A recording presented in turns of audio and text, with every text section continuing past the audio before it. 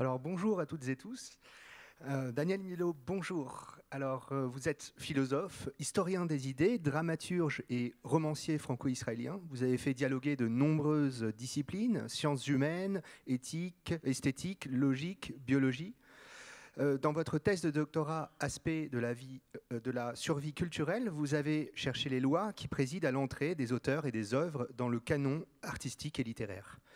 Une première rencontre, on pourrait dire, donc avec le darwinisme. Alors vous avez étudié puis enseigné à l'EHESS, notamment à travers des séminaires intitulés Lire, puis Philosophie naturelle. Votre œuvre s'attache à débusquer les impensés, à remettre en question les évidences et à déplacer les lignes du savoir. Dans Trahir le temps, vous proposez une réflexion sur la manière dont l'historien manipule le temps, le divise et le réinvente pour mieux le comprendre. Vous allez même jusqu'à imaginer un calendrier décalé qui modifierait notre vision du XXe siècle. Dans Alter Histoire, vous défendez une vision de l'histoire expérimentale et imaginative. Dans L'invention du futur, vous montrez comment la capacité humaine à imaginer et à partager l'avenir a fait de l'Homo sapiens le maître du monde au prix d'un encombrement croissant du réel.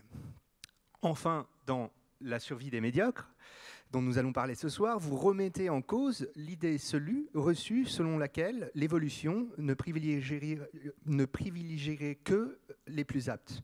Vous démontrez au contraire que la nature favorise aussi la tolérance, le good enough, un concept que l'on va expliquer, une vision du vivant qui invite à relativiser nos obsessions contemporaines pour la performance, la sélection et l'excellence.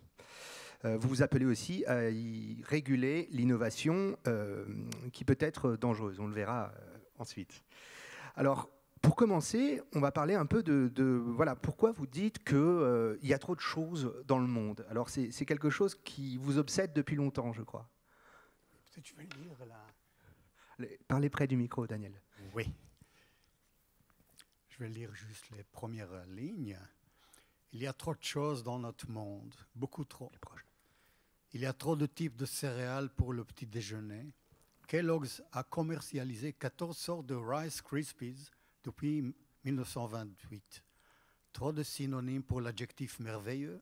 Le dictionnaire électronique des synonymes en compte 59. Trop d'illusions perdues, trop de races de chiens, trop de stimuli dans la journée et trop de nuances de beige pour les armoires de cuisine. Trop, c'est trop. Alors oui, ce que j'appelle la tropéité, un néologisme barbare, que je me permets de frapper de temps en temps, cette tropéité, comme vous entendez certainement, c'est très personnel. J'ai cru depuis toujours que c'est cette sensation que j'ai d'étouffer à cause de ces innombrables races et Krispies. Apparemment, c'est assez personnel. Mais je voulais, comme je suis philosophe, je voulais généraliser mon expérience personnelle. Mais ça n'a pas marché. Une historiette, j'ai un collègue qui m'a entendu parler du too much, du trop. Il m'a dit, moi je trouve qu'il n'y a pas assez. Il y a vraiment trop peu dans ce monde. Et là, j'ai compris que comment est-ce qu'on peut convaincre quelqu'un qu'il y a trop de quelque chose ou pas assez?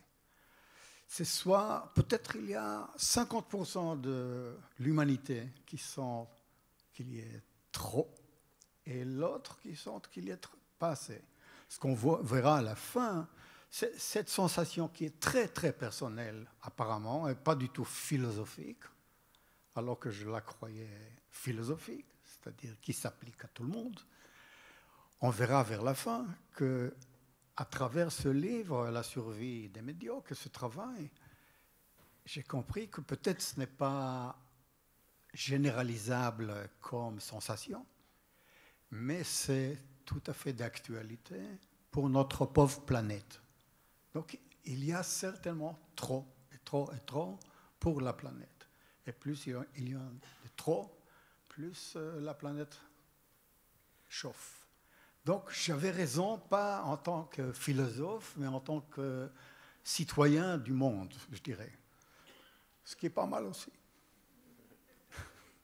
Alors ça, c'est en cela aussi que ça développe aussi, ça rejoint le capitalisme aussi, Eh oui.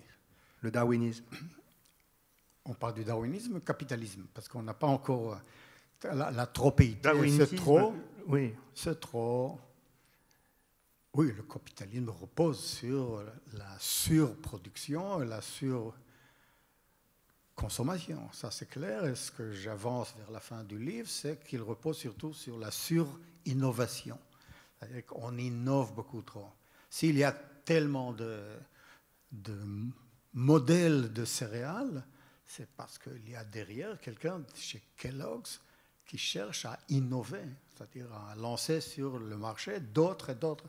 Et encore, pareil pour les races de chiens. Il y a quelqu'un qui dit il n'y a pas assez. Mon Dieu, il n'y a pas assez de races de chiens. Il y a 397. Moi, je vais inventer, ou pas inventer, créer la 398e. Donc le capitalisme a besoin de cela, oui. Mais le darwinisme, c'est une autre histoire, on va en parler certainement. Alors, on va revenir sur le sujet de Darwin. Alors, en quoi a-t-il raison, parfois, et en quoi a-t-il tort? D'abord, même si le livre s'intitule « Critique du darwinisme », je suis darwinien. Je sais, pas je pense, je sais que Darwin avait, non pas parfois raison, mais très souvent raison. Le problème pour moi, c'est quand il a tort, et quand Darwin, c'est le lecteur attitré du livre de la nature, quand il a tort, c'est vraiment dangereux. Il a raison sur l'évolution. On appelle théorie de l'évolution. En réalité, il y a deux théories pour une. La théorie de l'évolution, c'est en réalité, d'un côté, notre descendance tous d'un seul organisme qui est arrivé ici sur cette planète il y a 3,5 milliards d'années. Là-dessus, on ne peut plus discuter. C'est terminé. Il avait raison à 100%.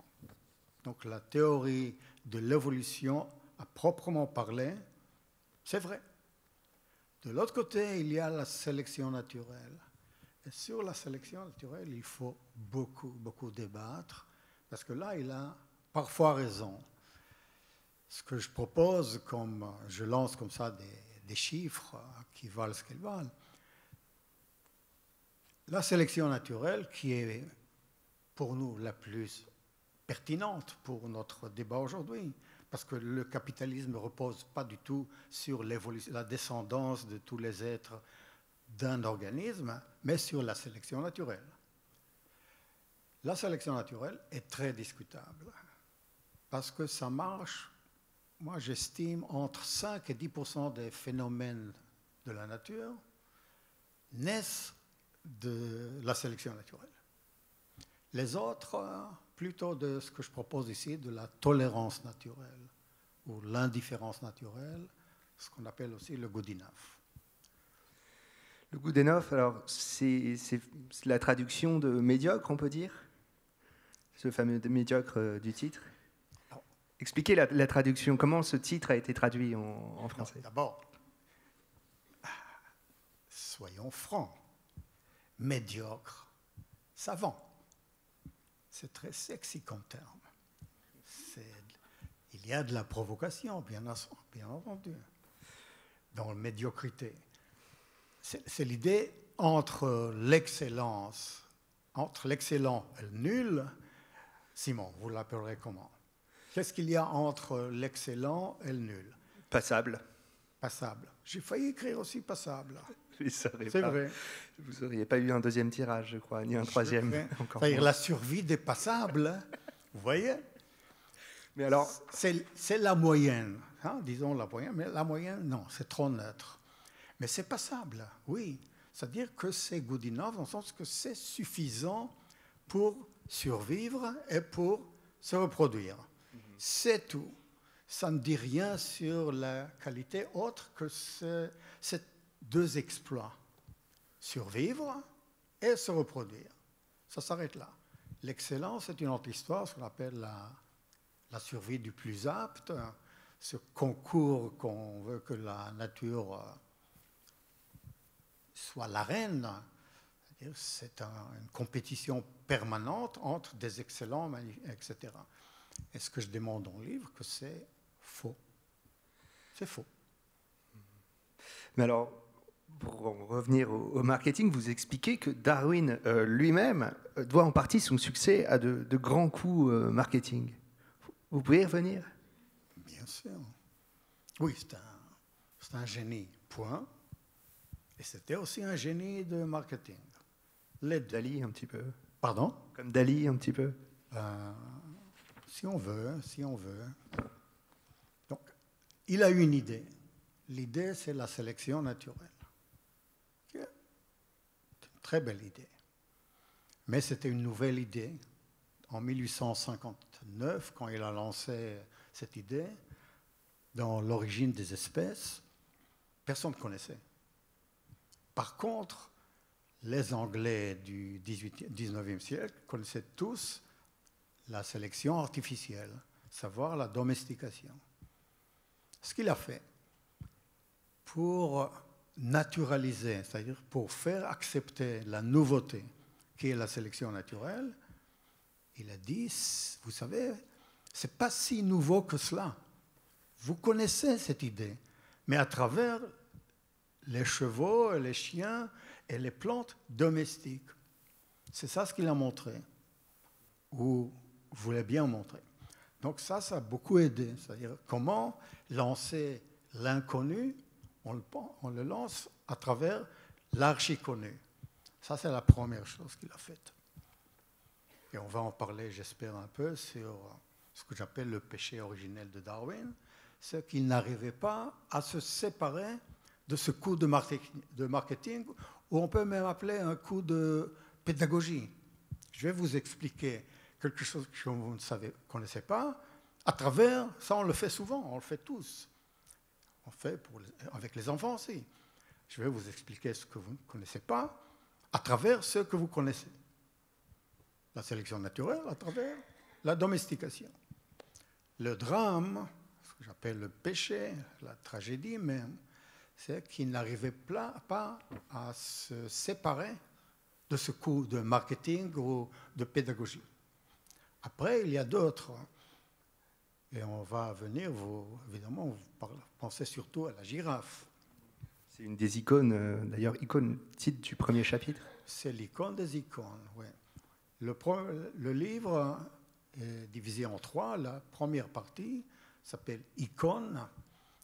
Et je prends 4 icônes du darwinisme, revendiquées par Darwin lui-même.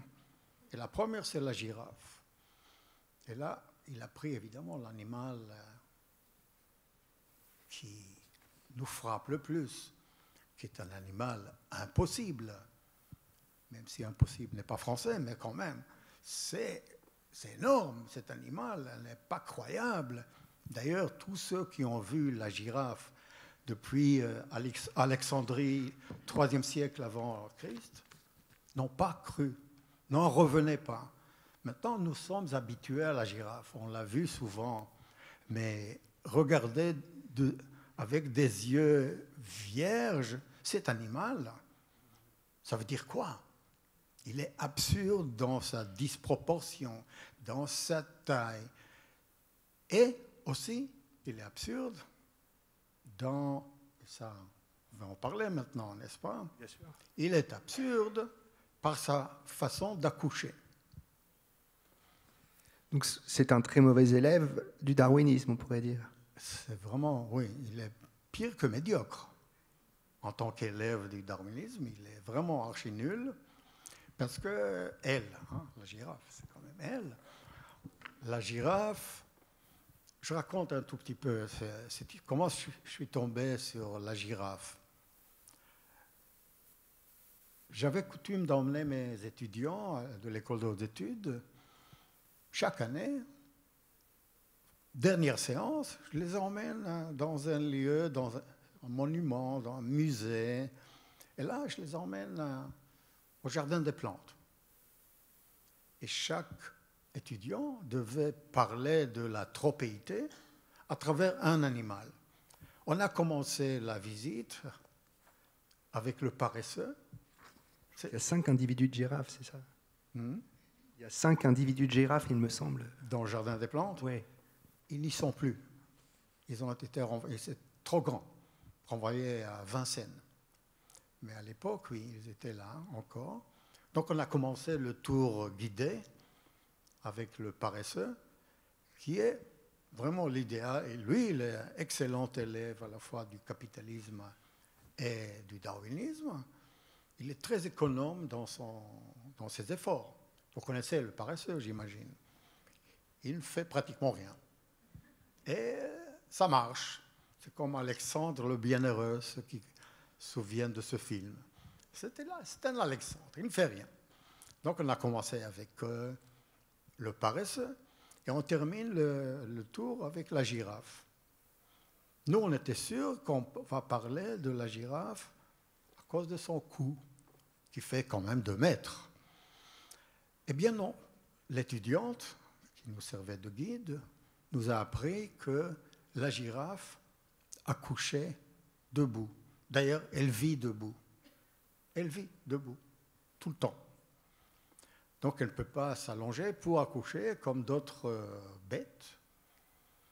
Le girafon, je ne sais pas si vous connaissez les dimensions d'un girafon, parce que ça sonne mignon comme girafon. Mais il pèse 70 kilos, le girafon. Et il tombe, et là, j'ai écrit, mea culpa, j'ai écrit qu'il tombait de 2 mètres. C'était pas 50 cm? Il tombait de 70 ou 75. Là, j'ai triché et j'ai payé pour cette tricherie, parce que j'ai écrit 2 mètres. Il n'empêche, tomber, quand on pèse 70 kilos, tomber de 70 cm sur le sol de la savane, c'est pas très malin de la part de la sélection naturelle. Là, je me suis dit, cette tropéité, la girafe est vraiment trop grande pour ses propres intérêts. Elle est trop grande. Et surtout, elle a des jambes beaucoup trop longues, qui font 2 mètres. Cou 2 mètres, tronc 2 mètres, jambes 2 mètres. Trop, c'est trop. Alors, je crois que ce qui a rendu fou aussi les évolutionnistes ou les biologistes, quoi, vous parlez de Lamarck aussi, c'est surtout la longueur de son cou, il me semble. Pourquoi cette longueur de cou Alors, justement, je crois que c'est plus compliqué que ça. C'est quoi là? Pour manger dans les arbres. Pour manger dans les arbres. Oui, ça c'est la thèse à la fois de Lamarck et de Darwin. Là-dessus, ils étaient d'accord. Sauf qu'ils se trompaient tous les deux. Ah, surprise. C'est bien, les surprises. Darwin, Lamarck d'abord, Darwin après, n'ont jamais vu une girafe dans la nature, ce qu'on appelle in situ. Donc ils pouvaient, ce qui est génial, ils pouvaient fantasmer, ils pouvaient plaquer sur cet animal magnifique leur propre théorie, et ils ne pouvaient pas répondre, l'animal. Maintenant, nous savons, parce qu'il y a des spécialistes, des girafologues, qui vont sur le terrain et qui observent la girafe, et qui voient que dans les périodes sèches, ils mangent plutôt en bas. Donc, quand il y a carence de ressources, ils n'utilisent pas du tout leur cou de 2 mètres. Voilà, par exemple. On ne sait pas, il faut bien le dire, on ne sait pas pourquoi la girafe a un cou de 2 mètres et pourquoi elle fait 6 mètres. On ne sait pas. Et on ne saura jamais, juste ça, on ne saura jamais pourquoi cet animal... Parfois, il faut savoir s'abstenir d'explications et de dire « nous ne savons pas et nous aimons ça. Nous aimons cette absence de réponse. » Alors les scientifiques, ils sont payés, pas beaucoup, mais ils sont payés pour apporter des réponses. C'est un problème, parce que quand il n'y a pas de réponse, on en invente. Et cet animal, c'est comme la projection de Freud. On se projette sur l'animal et on peut inventer n'importe quoi. Alors on a inventé n'importe quoi. Est-ce que ça a rendu fous les biologistes? Là, cite, hein. on va vers la fin. La fin, la vraie fin, pas du livre. Après 6 mois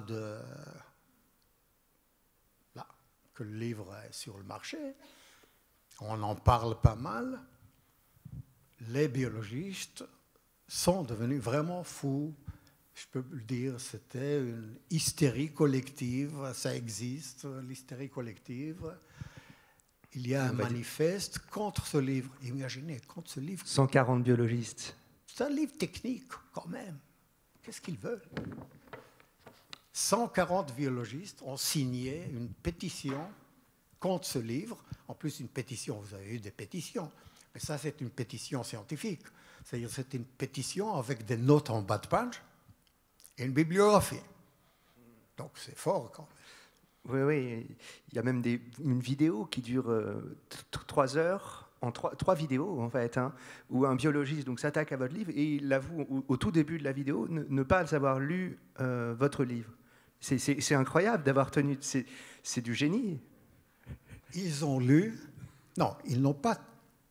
Il le dit lui-même. Il ne faut pas exagérer. Les biologistes qui étaient contre mon livre ont lu quelque chose. Ils ont lu le titre d'un article dans Le Monde. Pas tout l'article. Ils ont lu le titre qui dit « Et si Darwin l'avait tout faux ?» Et ça, cette phrase, vraiment rendu dingue tout le monde. Alors que le titre, il n'est pas de moi.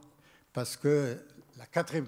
Ce qui prouve que les biologistes n'ont pas lu la 4e couverture. Parce que dans la 4e couverture, c'est écrit « Darwin a très souvent raison, mais quand il a tort, etc. » Donc, la journaliste non plus n'a pas donné ce titre. Il y a un service de titres dans le monde qui a décidé que ça fait vendre ce genre de titre. Et si Darwin avait tout faux. Et d'ailleurs, on l'a vu, c'était le week-end, il y avait 400 commentaires, alors que la moyenne, c'est 20. 400 commentaires. Et pas un seul commentaire pour, d'ailleurs. Donc c'est ça, c'est lamentable, c'est triste. On m'a proposé d'écrire même un livre sur cette psychose. J'avais même un contrat chez Gallimard pour écrire un livre là-dessus. Et à la fin, je dis non, mais pas du tout. Aux États-Unis, par exemple, il a été traduit aux États-Unis, c'est pas le cas. Il n'y a pas eu autant d'attaques. Il est même étudié à l'université. Oui. Pas d'attaque, certainement. Non, non. Est-ce qu'il y a une critique? Est-ce qu'on peut critiquer le livre? Je critique ce livre. Je trouve qu'il y a des lieux, des endroits où il est critiquable. Et même comme si Darwin avait très souvent raison, je dirais que moi, qui suis sur ses épaules, j'ai le droit d'avoir pas très souvent raison, mais souvent raison. Mais le reste, j'ai certainement tort aussi. C'est caché quand même d'avoir tort. C'est bien d'avoir tort, ça fait bouger les lignes de la connaissance. On lance une idée, on la sait problématique. On la sait problématique.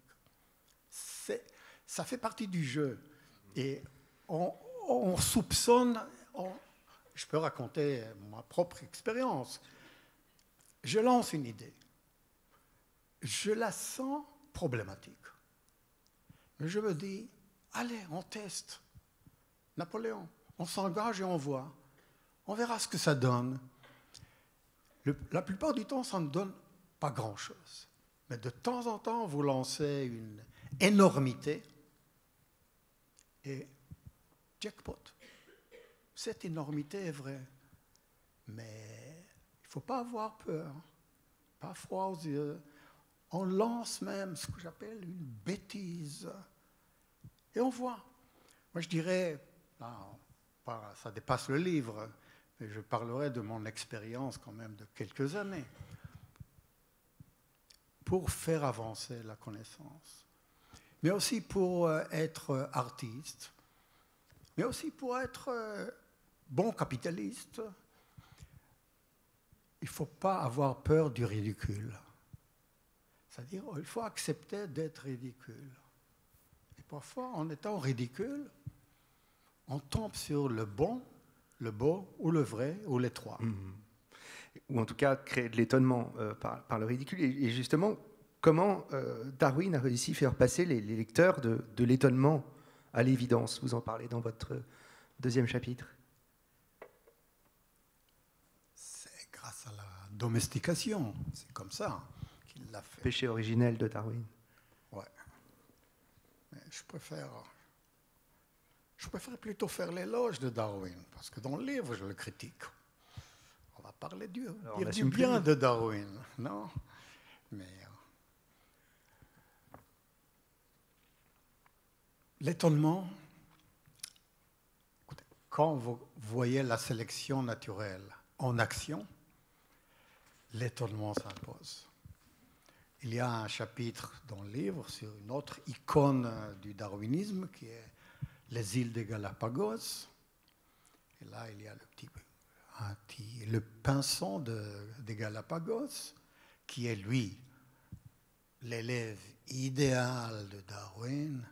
Il obéit à la lettre, comme s'il connaissait par cœur toutes les lois du Darwin. Quand ça marche, on a le souffle coupé. Il faut être vraiment très blasé pour ne pas être admiratif quand la sélection naturelle existe. Alors que quand le good enough marche, la médiocrité, moi je n'ai vu personne avoir le souffle coupé quand un médiocre marche, quand le good enough, sauf que c'est vrai. Donc moi, ma théorie elle-même ne provoque pas de l'étonnement. Au contraire, une sorte de déception. C'est comme ça la nature. Elle accepte tout. Tout marche à peu près, tout fonctionne.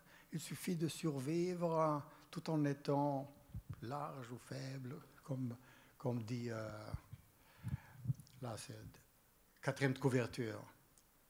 Il y a dans le monde des humains comme dans le monde des non-humains de la place, une place presque illimitée, pour le faible comme pour le plus fort, pour l'ennuyeux, pour le plus brillant, pour l'oisif comme pour le besogneux. Si nous saluons la sagesse de la nature, nous devons reconnaître que la tolérance à la médiocrité est un aspect constitutif de son génie. C'est ça. Donc ce qui, je trouve, à la fin, devrait provoquer l'étonnement, c'est que le médiocre est tout à fait une réussite aussi. C'est-à-dire, malgré tous les obstacles que sa médiocrité sème sur son chemin, il vit, il se produit comme l'excellent, comme le presque parfait. Donc ça devrait aussi provoquer de l'étonnement, non? Oui. Et alors, peut-être venir à une autre question. Vous parlez des Galapagos. Comment sont-ils venus la Mecque des biologistes et pas d'autres terres tropicales? Pourquoi sont-ils l'emblème de Darwin? Pourquoi c'est un modèle comme laboratoire? C'est un modèle parce que c'est isolé. Et l'idéal d'un laboratoire, c'est être isolé. Ce qui arrive à neutraliser le bruit autour. Comme dit Darwin lui-même, quand il arrive aux Galapagos, il dit c'est un monde à part qui ne ressemble à rien. Donc il n'a pas de similaire, il n'y a rien qui le ressemble. Donc c'est déjà une sorte de ce qu'on appelle condition de laboratoire. Les plantes et surtout les animaux ne sont pas en contact avec les autres. Ce qu'on cherche, les scientifiques cherchent à isoler tout le monde, leur objet de recherche. Le problème, c'est qu'il y a 3 ou 4 espèces sur la centaine d'animaux qui sont endémiques, c'est-à-dire qu'on ne trouve que sur les Galapagos, qui sont darwiniens, 3 ou 4.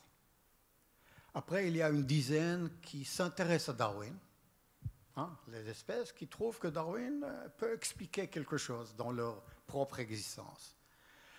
Mais à peu près 85 espèces disent à peu près bof. C'est-à-dire ils ne sont même pas anti-darwiniens, ils sont adarwiniens.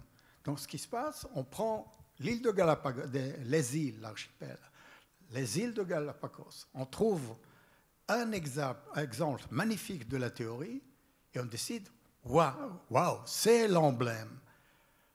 Mais regardez autour de vous, les autres espèces, pas du tout, même pas des mauvais exemples, ce sont des contre-exemples. Donc là, c'est un coup de marketing, parce que Darwin lui-même a annoncé que c'est sur les îles de Galapagos qu'il a eu son Eureka. Donc ce n'est pas rien. Donc c'est lui qui a lancé cette mode des Galapagos. Mais quand on est sérieux et on fait un peu de statistiques et on regarde la centaine d'espèces, on voit que la plupart n'obéissent pas du tout à Darwin, mais sont plutôt du côté du good enough, de la médiocrité, de la tolérance, à tout et n'importe quoi. Mais l'étonnement, comme vous en parliez, ce n'est pas vraiment ce qui le guidait finalement, puisqu'il s'est plus intéressé à des pinsons. Alors, ce n'est pas les mêmes pinsons, je crois, que ceux qu'on a en Europe, plutôt qu'aux iguanes, qui sont quand même, c'est très étonnant comme animal, et aux tortues marines géantes. Il s'est plus intéressé à ça, aux pinsons. Parce que les autres n'étaient pas darwiniens. Les iguanas sont très problématiques pour sa théorie. Et les tortues géantes, encore plus. Donc c'était un des reproches que je fais,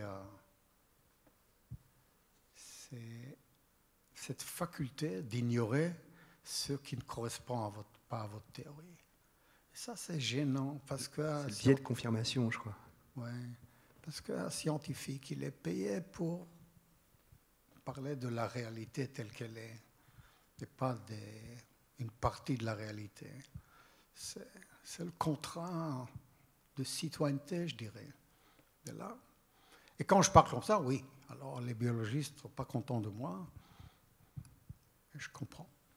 Même s'ils n'ont pas lu le livre, mais je pense qu'ils ont quand même soupçonné une critique. Alors, vous parlez de comment on en est venu à ce que vous appelez un blockbuster darwinien. Vous parlez du cerveau? Oui, c'est ça. Le cerveau humain? Oui. Oui. S'il y a un chapitre vraiment iconoclaste dans ce livre, c'est le cerveau humain. Parce que nous considérons, et ça c'est un peu l'histoire que nous racontent les biologistes de l'évolution et qu'on apprend à l'école, c'est que notre espèce, Homo sapiens, c'est la dernière espèce d'une marche victorieuse qui a commencé, disons, avec les outils, avec le feu, et tous les acquis successifs, technologiques, et après la langue. Ce que je démontre dans le livre, c'est un secret d'ailleurs, ce n'est pas un secret que j'ai découvert, mais c'est un secret refoulé. Il y a 60 ans, la sortie d'Afrique de nos ancêtres, l'humanité comptait 10 000 personnes. 10 000. C'est-à-dire, toute l'humanité, il y a combien d'habitants en Gain? Combien? J'entends pas.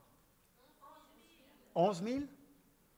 Donc imaginez que toute l'humanité sur Terre, sur la planète, c'est les Anguéniens, on dit Anguéniens? Anguéniens? Anguénois? Imaginez, toute l'humanité, c'est 10 000 personnes. C'est-à-dire que pendant presque 6 millions d'années, cet animal qui disposait de tous les atouts possibles, feu, outils, etc., était en réalité un fiasco terrible de l'évolution. Et il fallait l'expliquer. Qu'est-ce qui s'est passé? Comment est-ce qu'on peut avoir le feu et perdre contre les chimpanzés, par exemple, et les autres? Il y avait beaucoup plus de chimpanzés il y a 60 000 ans que d'humains. Il y a beaucoup plus de gorilles, etc. Alors qu'eux, ils n'avaient pas du tout ces outils. Alors, ce que je propose comme explication,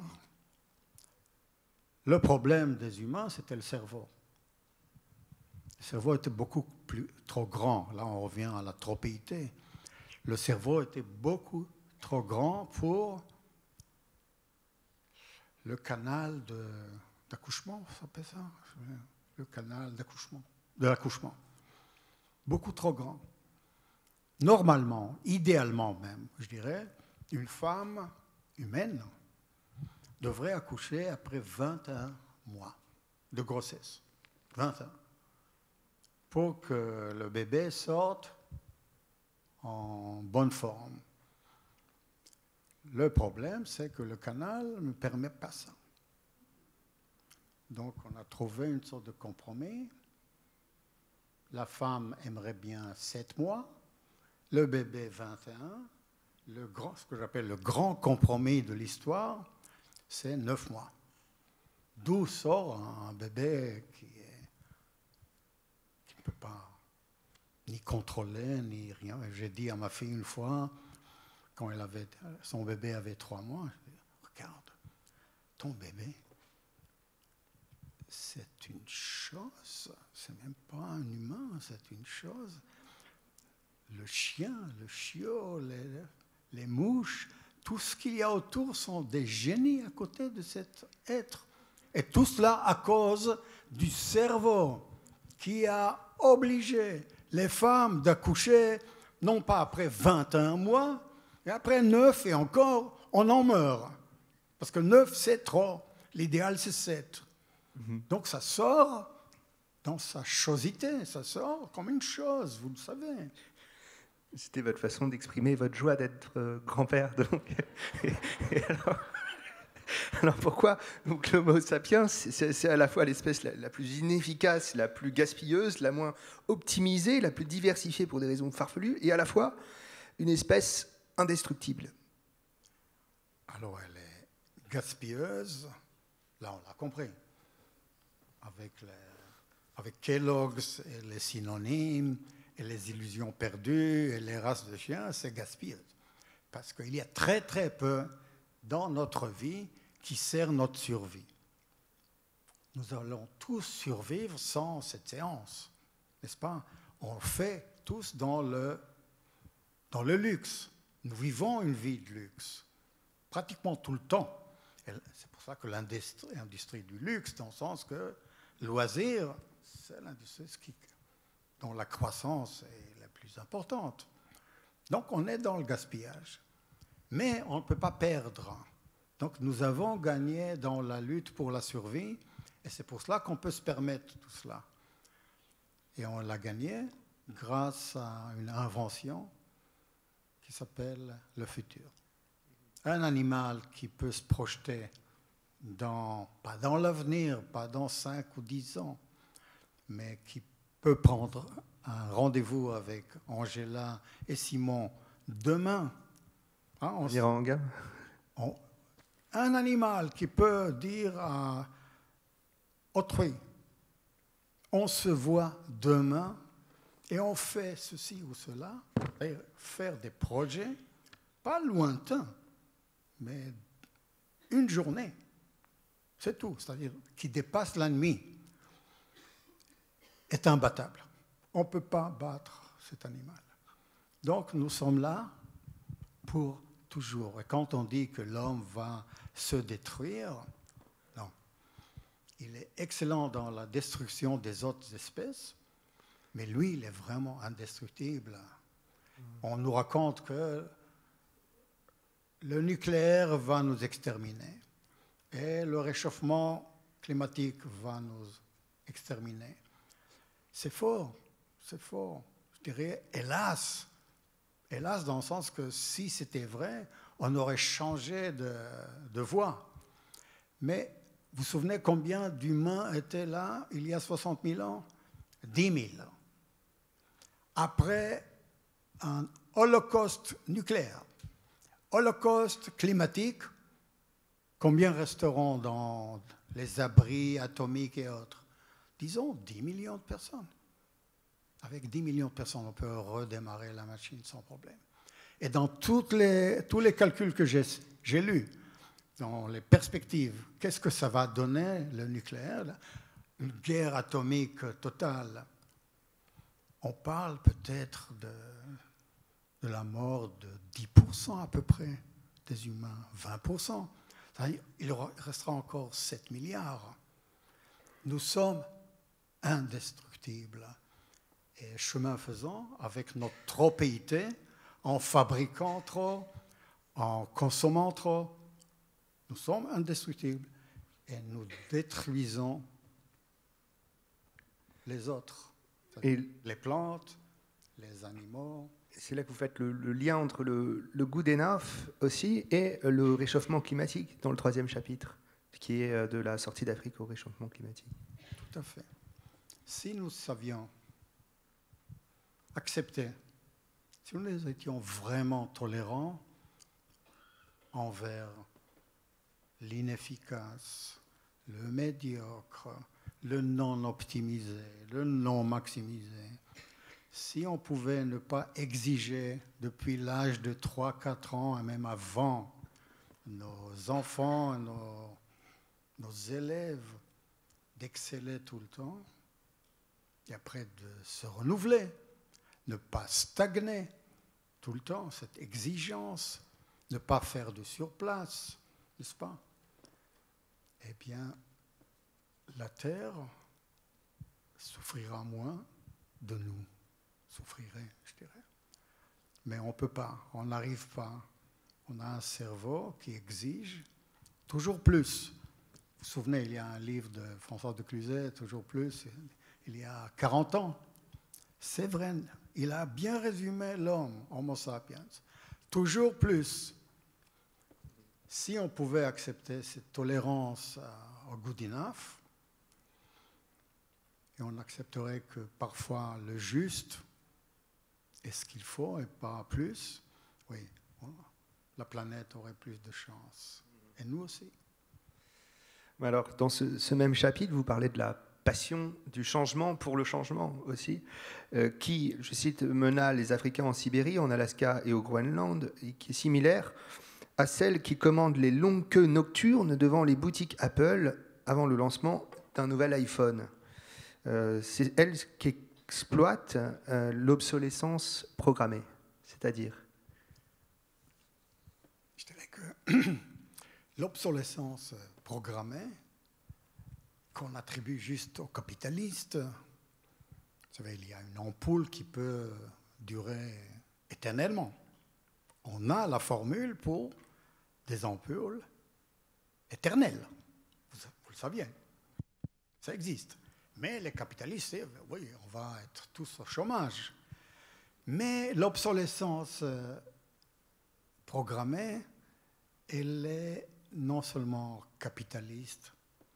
Dans mon domaine, qui est la science et le savoir, c'est le même diktat.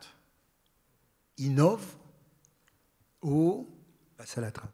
Passe à la trappe, ou soit, en anglais, on dit publish or perish, c'est-à-dire publie ou périt. C'est-à-dire, alors, pourquoi publier? C'est-à-dire, il faut publier quelque chose de nouveau. Mais si, dans ce domaine, on a déjà dit la vérité, eh bien, il y a obligation quand même d'innover, de lancer sur le marché toujours de nouveaux, pas modèles d'iPhone, mais de nouvelles structures, de nouvelles hypothèses. Il faut toujours lancer des hypothèses. Je me souviens, quand j'étais encore actif auprès des historiens à l'école de hautes études, chaque conférence, le conférencier a commencé par dire « Je vais présenter là ma théorie, mes hypothèses, mes découvertes, etc. Mais sachez, ce n'est qu'un chantier. » Là, ça me restait comme ça. Ce n'est qu'un chantier. C'est-à-dire que dans la science, il y a un appel à la recherche, mais interdiction au trouver. On n'a pas le droit de trouver, c'est-à-dire dire le dernier mot. Et quand je dis, mais parfois, je publie quelque chose et je sens que c'est le dernier mot sur cette question. Et on devrait interdire de faire d'autres recherches sur cette question. Par exemple, j'ai écrit sur l'an 1000. Je dis, on n'a plus rien à ajouter sur l'an 1000. Lisez mon texte. Ça sonne très modeste, je sais. Mais je suis comme ça, c'est de nature. Modeste. Eh bien, c'est pas de l'hérésie, c'est de la mauvaise citoyenneté. Si la cité scientifique dire on n'a pas le droit de trouver, il faut juste chercher. Et ça s'applique à tout. Ça s'applique aux romanciers et ça s'applique aussi à la vie amoureuse. On cherche, on ne peut pas trouver. Maintenant, ce n'est pas in trouver. Il faut juste chercher. On cherche. Toujours plus. Oui. Alors, une autre question, maintenant qu'on se rapproche un petit peu de la fin. Alors, en quoi l'intolérance des capitalistes à la médiocrité dans la société est-elle liée à celle des biologistes à la médiocrité dans la nature?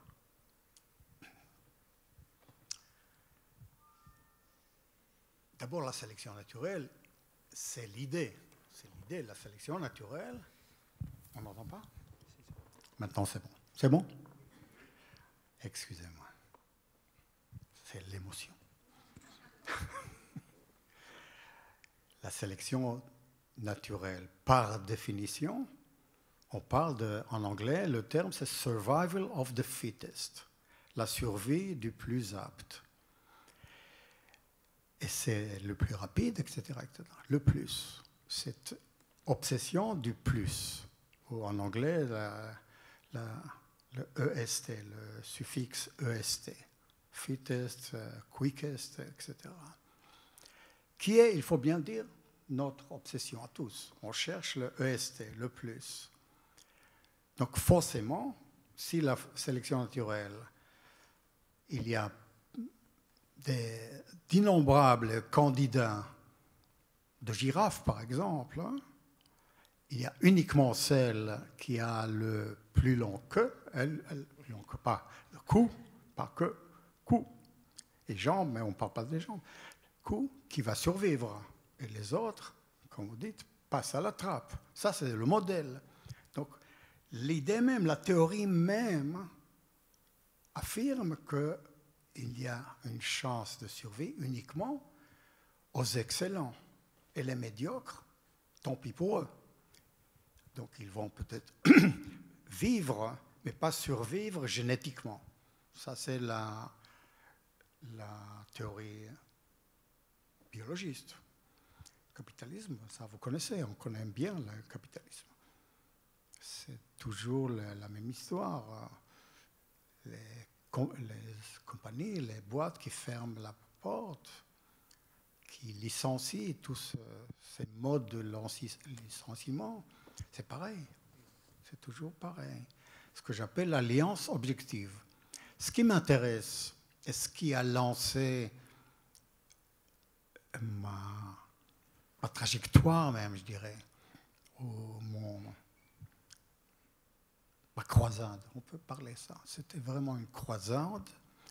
C'est cette alliance objective. Je commençais par, nous considérons tous la nature comme l'emblème, l'épitome de la sagesse.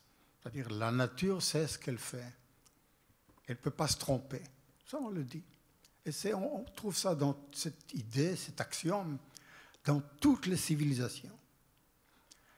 Darwin, c'est le lecteur attitré, le déchiffreur attitré du livre de la nature. Darwin a découvert que c'est la loi de la jungle dans la nature. C'est la jungle, tout le monde contre tout le monde. C'est un monde malthusien qui ne tolère pas la tolérance. Eh bien, le capitalisme, évidemment, peut très bien se débrouiller sans le darwinisme. Mais c'est mieux avec, parce que le darwinisme permet au capitalisme de dire nous savons ce n'est pas très juste. Ce n'est pas très esthétique tout cela. Cette différence énorme de revenus, par exemple. Ce n'est pas très beau à voir, ce n'est pas élégant. Mais qu'est-ce que vous voulez? C'est comme ça dans la nature. Si vous n'arrivez pas à exceller, à changer, évoluer, optimiser, vous allez mourir. Donc, ce que j'appelle le capitalisme naturel. Le capitalisme est naturalisé par le darwinisme. Alors je dis, j'adhère. La nature, elle sait ce qu'elle fait. C'est un génie, la nature. Elle a toujours raison, je veux bien. Mais regardons ce qui se passe dans la nature. Et ce qu'on voit dans la nature, c'est l'inverse. C'est l'opposé au darwinisme. On voit que l'excellence, 2%, 3%, et les autres sont OK. Ils sont vraiment OK. Passables, oui. C'est le règne du passable dans la nature, etc., etc. Donc, si on prend au sérieux la nature, oubliez. Donc, ce n'est pas votre allié. Ce n'est pas possible que le darwinisme soit votre allié. Non, le vrai allié scientifique de la société et aussi de l'économie devrait être la tolérance naturelle. C'est là où on devrait chercher l'inspiration. Cette tolérance, en plus c'est beau la tolérance. Et c'est beau, c'est bon, et en plus c'est vrai. C'est le trio de choc de Socrate, le beau, le bon, le vrai. C'est beaucoup.